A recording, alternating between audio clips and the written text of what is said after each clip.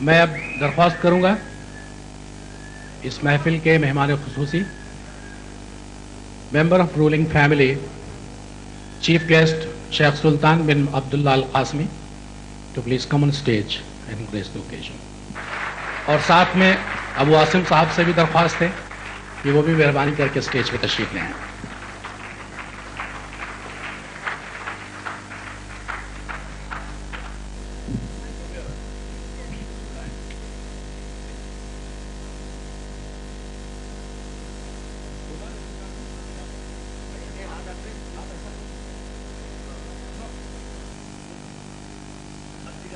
अब इससे पहले कि आगे ही कार्रवाई शुरू करूं, मैं तमाम शोराए-ए-किराम से दरख्वास्त करूंगा कि वो मेहरबानी करके जो लोग नीचे बैठे हुए हैं वो स्टेज पर तशरीफ ले आएं। और इसके बाद दरख्वास्त है मेहमान खुसूसी मेंबर ऑफ पार्लियामेंट भारत मोहतरमा फूलन देवी से कि वो चंद अल्फाज कहने की जहमत गवारा करें। मिसेस फूलन देवी। हमारे नियाज अहमद एसोसिएशन की तरफ से जो भी हमारे भाई अब्बू हाशमी, हाजिम भाई, हमारे सभी साहिर भाई, सराना, जो भी हमारे भाई और बहनों, शुद्ध हिंदी आती है और हमें कोई भाषा आती नहीं है।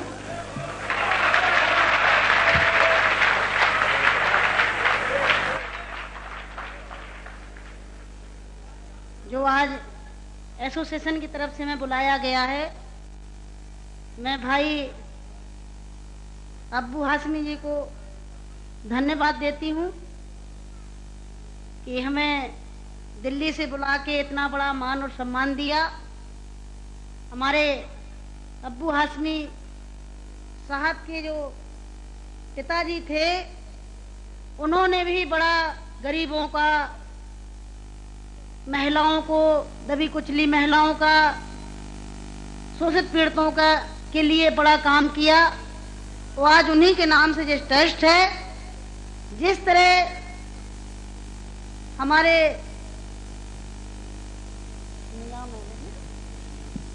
नियाज अहमद जी साहब जी जो दबे कुचलों की सेवा कर रहे थे, हमारे भाई अब्बू हाशमी जी ने जो उनके बेटे हैं, उन्होंने उन्हीं के नाम से एसोसिएशन जी ट्रस्ट बना के और उन्हीं के कदमों में चलने के लिए संकल्प लिया है।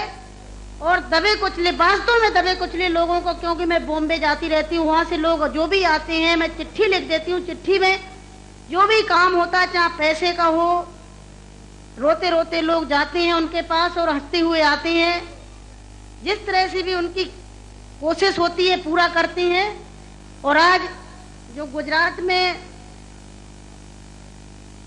तूफान में लोग, भूकंप में लोग जो मर गए हैं, उनके लिए बहुत बड़ा प्रयास करके यहाँ पे ये आप सबको बुला के बहुत बड़ा काम किया है। और जो भी उनसे हो सकेगा वो वहां जाके काम करेंगे। मेरे भाई और बहनों, मैं भाई अब्बू जी को, अब्बू हाशमी जी को, जो मेरे भाई है, मैं दिल से धन्यवाद देती हूँ कि हम जैसी महिला को ले आके यहाँ खड़ा कर दिया। और मेरे भाई और बहनों, मेरा भी एक इतिहास है, मैं और तो जान बताऊं ना।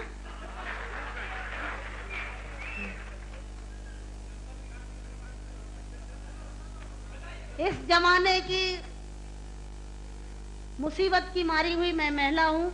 हमें पता नहीं था, मेरा नाम फूलन देवी है, लोग बैंडिट क्वीन के नाम से जानते हैं। और हमें पता नहीं था कि इतना संघर्ष करने के बाद हम जिंदा रहेंगे और आज आप सबके बीच में भी पहुंचेंगे, इतना मान सम्मान भी हम पाएंगे, ये हमने कभी नहीं सोचा था। 4 साल हम जंगल में भटके। आपको पता होगा कि हमारे हिंदुस्तान में, नहीं कहना चाहिए ऐसे मौके पर, कहूंगी, बताऊंगी जो मेरे पे बीती है, कि हमारे सामंतशाही लोग, पैसे वाले लोग और खासकर मैं जात का नाम लूंगी तो लोग कहेंगे दुबई में जाके जात पुकारी रहेगी। ऐसे ऊंची जाति के लोग जो जात पात को मानते हैं, हम जैसे गरीबों को, दलितों को, दबे कुचलों को, अल्पसंख्यकों को एकदम ये सोचते हैं जी कीड़े मकोड़े हैं, जी इंसान नहीं है। तो उन लोगों को मैंने बताया कि मैं इंसान हूं, अगर हमें तुम मारोगे तो हम भी चुप नहीं बैठेंगे, हम भी जवाब देंगे। और इसलिए मैंने कई दफे सोचा कि मैं आत्महत्या कर लूं, मर जाऊं, पर मैंने सोचा कि मरती तो हजारों लड़कियां रोज हैं। बताओ, हमें डाकू के नाम से जानते हैं लोग, डाकू, फूलन देवी डाकू। बताओ, मेरी 4 हाथ पैर हैं। कहते चम्मिल घाटी की है, चम्मिल घाटी की। चम्मिल घाटी मेरी माँ बाप है। अरे मैं माँ बाप से पैदा हुई हूँ, मेरा कसूर यही है कि मैं झोपड़ी में पैदा हुई, गरीब परिवार में पैदा हुई, दबी कुचली समाज में पैदा हुई, तो हमें जीने का अधिकार है नहीं। मेरे भाई और बहनों, मैंने कोई बुरा काम नहीं किया। मैं तो वहां भी मंच पे बोलती हूँ, अब्बू भाई के साथ में तो कई सभाएं हुई हैं, बहुत बड़ी बड़ी सभाएं हुई हैं, कि मैंने कोई बुरा नहीं किया है। आपने सुना होगा, सुना का आप तो वहीं के सब रहने वाले हैं, कुछ हमारे भाई हैं यहाँ के, है कि एक सीता के कारण इतने बड़े जो रावण का आज तक पुतला फूंकते हैं, उसका यही कसूर था कि खाली एक औरत को उठा ले गया तो आज तक पुतला फूंकते हैं। मैंने क्या बुरा किया?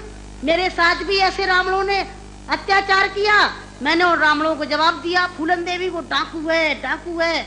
अरे वो तो माननीय मुलायम सिंह जी की देन है, नहीं नाम लेना चाहिए, जो आज हम समाज के अंदर खड़े हैं। और नहीं तो इतनी बड़ी साजिश रची थी, हमने कोई बुरा काम नहीं किया। जिन्होंने हमें सताया, हमें समाज में रहने लायक नहीं रखा, तो गुस्सा में इंसान अच्छा काम नहीं करता, गुस्सा में गलत ही करता है। और जो कुछ भी हुआ अच्छा और बुरा सबक सिखाने के लिए कि हम जैसी बहन बेटियों के साथ अन्याय अत्याचार करोगे तो कोई भी महिला घर से बाहर निकल के और अपने अधिकारों की लड़ाई लड़ने के लिए मैदान में खड़ी हो जाएगी। तो मेरे भाई और बहनों, हमें तो डाकू घोषित कर दिया। जब मैं चुनाव लड़ने जाती हूँ तो सब एक ही भाषण रहते हैं, किसी के और कोई भाषण नहीं रहते हैं। बताओ, मैं डाकू दिखाई देती हूँ? क्या होता है डाकू? है, तुमने हमें सताया, हमें लूटा पीटा। डाकू तो वो बेईमान जो हम जैसी महिलाओं को लूटते पीटते हैं। तो मेरे भाई और बहनों, 4 साल में जंगल में भटकी, 11 साल में जेल में रही, और जेल में भी हमें पागलों के साथ रखा गया था। अच्छी जगह नहीं रखा गया, जहीं पागल महिला थी, पागल महिलाओं में रखा गया था। 11 साल तक हमें जेल में रखने के बाद कोर्ट में पेश नहीं करा गया। और जब जेल से छोड़े गए तो बहुत बड़ा हमारे हिंदुस्तान में तूफान आया कि इतनी बड़ी डाकू को छोड़ दिया गया, बहुत बड़ा अन्याय हुआ। बस आप सबका प्यार था, आशीर्वाद था, कुछ ऊपर वाले की भी दुआ थी, जो आज आप सबके बीच में खड़े हैं। और ज़्यादा कुछ नहीं कहूँगी कि जो हमारे यहाँ पर सब एक होके बैठे हैं, हमें बड़ा खुशी है कि हमारे जो भी भाई हैं इकट्ठे होके बहुत बड़ा आज हमारे अब्बू भाई ने काम करा है। और आप सबसे भी विनती करूंगी कि हमारे भाई अब्बू जी का पूरा सहयोग दें, साथ दें, जो और आगे बढ़ सकें और दलितों की, हम जैसी दुखी और गरीबों की, महिलाओं की सेवा कर सकें। आप सबकी जरूरत है कि आप सब सहयोग दें, जो हमारे अब्बू भाई आगे बढ़ सकें। तो मेरे भाई और बहनों, आप सबको मैं धन्यवाद देती हूँ, और भाई अब्बू जी को भी धन्यवाद देती हूँ कि यहाँ पर बुलाया, बहुत बड़ा सम्मान दिया।